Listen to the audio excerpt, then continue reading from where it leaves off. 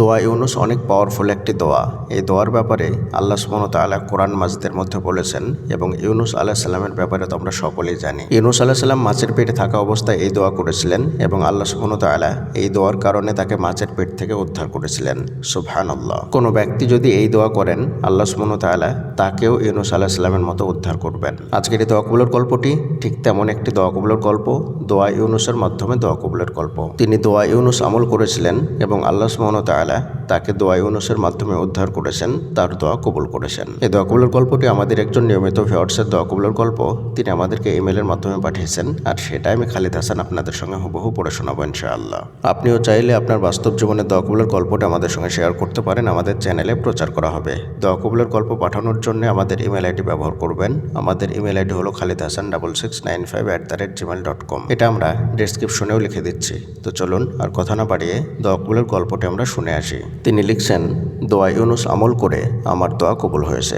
আসসালামু আলাইকুম ভাইয়া, আমি একজন মেয়ে। ওয়ালাইকুম আসসালাম ও রহমতুল্লাহ। এরপরে তিনি লিখছেন, দীর্ঘদিন ধরে আমি নিজের বিয়ের জন্য দোয়া করেছি, কিন্তু আমার পছন্দ মতো কোনো ঘর বর কিছুই মিলতেছিল না। এরই মধ্যে রমজানের আগে আমার বিয়ের জন্য একটি প্রস্তাব আসে। যথারীতি ছেলেপক্ষ আমাকে দেখতেও আসে এবং তৃতীয় রমজানে তারা খবর পাঠায় আমাকে তাদের পছন্দ হয়েছে, তারা সামনে কথা এগোতে চায়। এ কথা শুনে আমার মনটা খুব খারাপ হয়ে গিয়েছিল, কারণ ওই ছেলেটাকে আমার একদম পছন্দ হয়নি, আর আমার পরিবার কখনো আমার মতামত জানতেও চাইবে না। পরিবারের সবাই রাজি, কিন্তু আমি রাজি না। এমত অবস্থায় আমি কি করব কিছুই বুঝতে পারছিলাম না।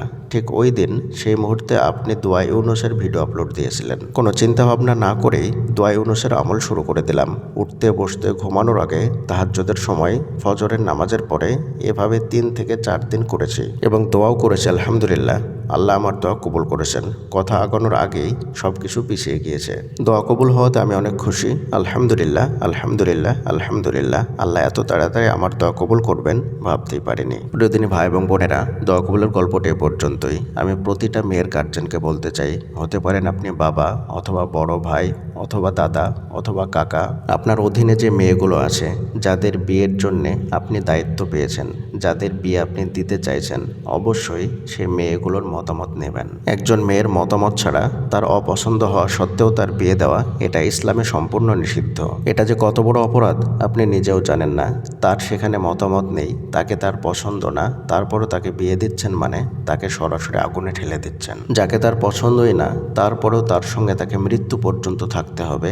এটা একবার আপনি চিন্তা করে দেখবেন তো, ভাবতে গেলেই দেখবেন আপনি অবাক হয়ে যাবেন। পছন্দ না থাকা সত্ত্বেও তার সঙ্গে সর্বদা নাটক করে চলতে হবে, তার খুশিতে খুশি করতে হবে, সেই ছেলেটার হাসিতে হাসতে হবে, পরিবারের হাসিতে হাসতে হবে, সবাইকে খুশি রাখতে হবে, কিন্তু নিজে খুশি থাকবে না। এটা কখনোই করবেন না, এটা অনেক বড় অপরাধ। অবশ্যই মতামত নেবেন, যদি ভুল বুঝে তাকে বোঝাতে পারেন, কিন্তু তার অমতে তাকে কখনোই বিয়ে দেবেন না। আল্লাহ তাআলা আমাদের সকলকে এই বিষয়টা বোঝার তৌফিক দান করুন, আমিন। আসসালামু আলাইকুম ওয়া রাহমাতুল্লাহি ওয়া বারাকাতুহু।